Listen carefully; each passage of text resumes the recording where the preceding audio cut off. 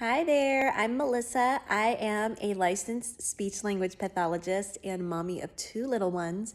I'm also the founder of Raising Little Talkers, and I'm so excited to answer your questions today. So let's dive right in. Okay, so one question is, my child is 18 months and has at least 50 words but is not saying mama, and they are saying papa. So they want to know why they're not saying mama, and the first question I always ask is, are they babbling with the sound? Are you hearing the sound in other words?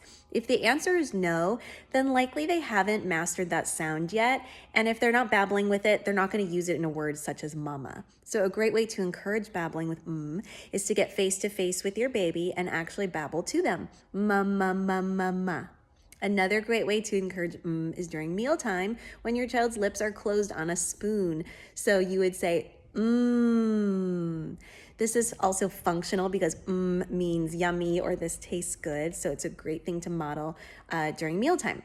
Another way to encourage is to point to your mouth when you're across from your baby and you're making sounds. Draw attention to it. Ma, ma, ma. You can even give a visual cue of the lips being closed.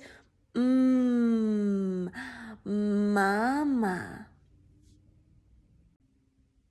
Best tip for getting a 1-year-old to imitate speech and gestures.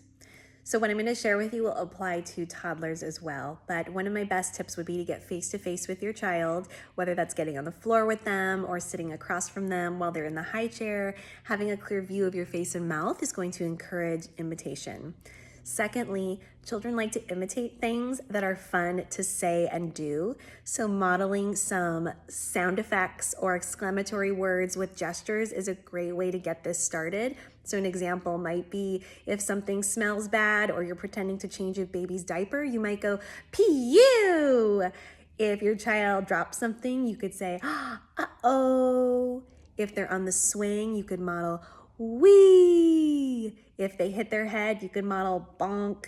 So all of these things have some sort of gesture with them and sound that would be really fun for your child to imitate, and you're more likely to get imitation of these things. They often come before imitation of words, so give that a try.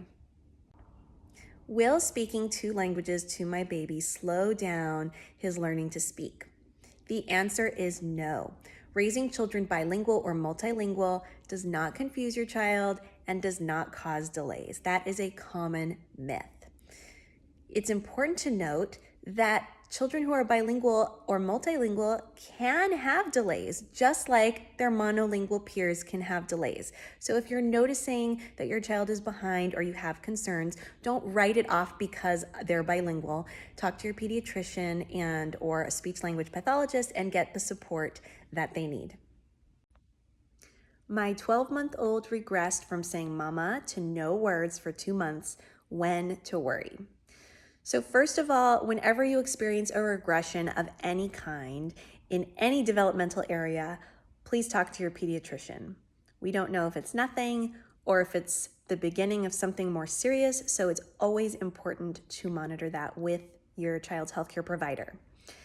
Some common reasons that a child might say a word and then stop saying the word is that the parent may have misinterpreted that the child said the word, but it could have been coincidence, it could have been babbling, it could have been imitation of the word, and they don't actually have the word yet.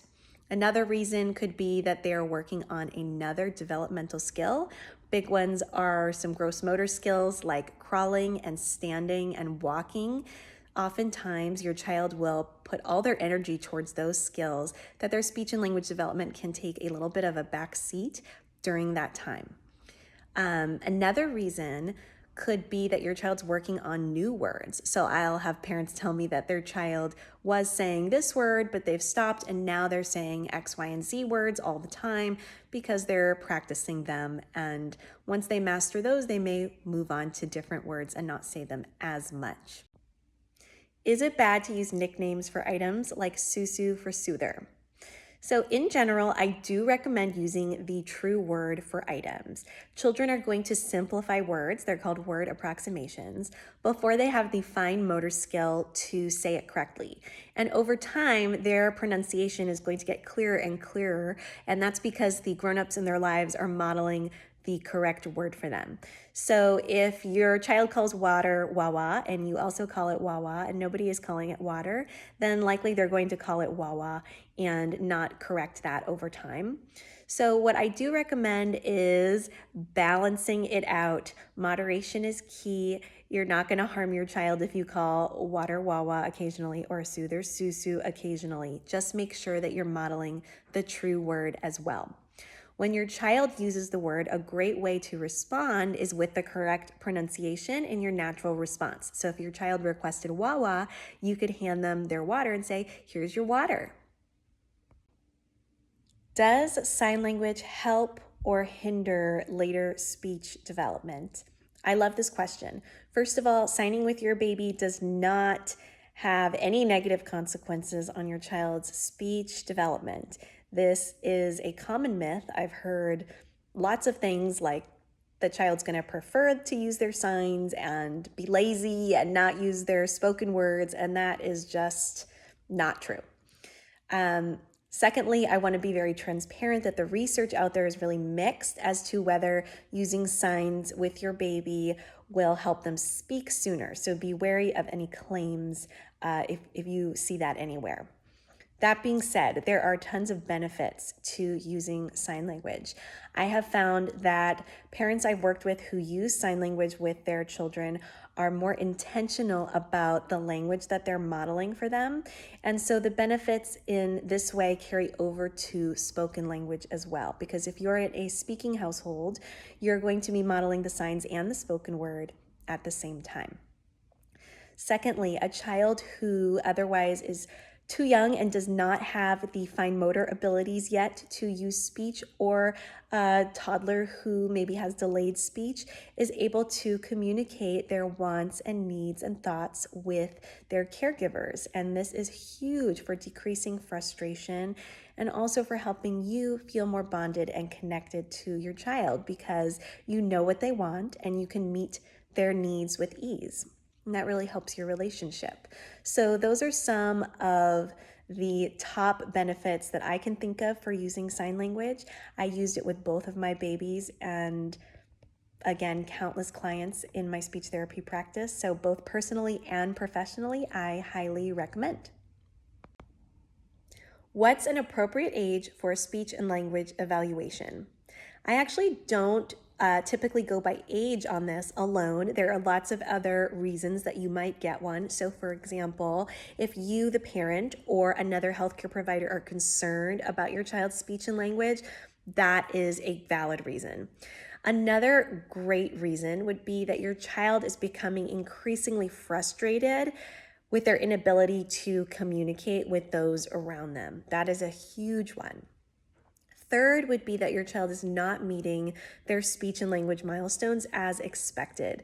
This is usually an indicator to you as the parent and to healthcare providers to take a closer look at your child's speech and language development to see if an evaluation is warranted or not. And lastly would be that your child is very difficult to understand. And here's a rule of thumb that I use for that. At age 2, children are typically understood at least 50% of the time by an unfamiliar listener. So this is someone who's not familiar with the errors that they make.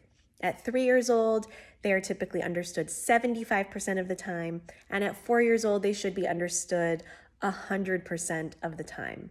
This doesn't mean that your child is not making any speech errors. They may still continue to make errors up until the ages of 5, 6, and sometimes beyond. But despite those errors, we can still understand what they are telling us. So for example, if your child said wabbit instead of rabbit in the context of a sentence, we would know what they said.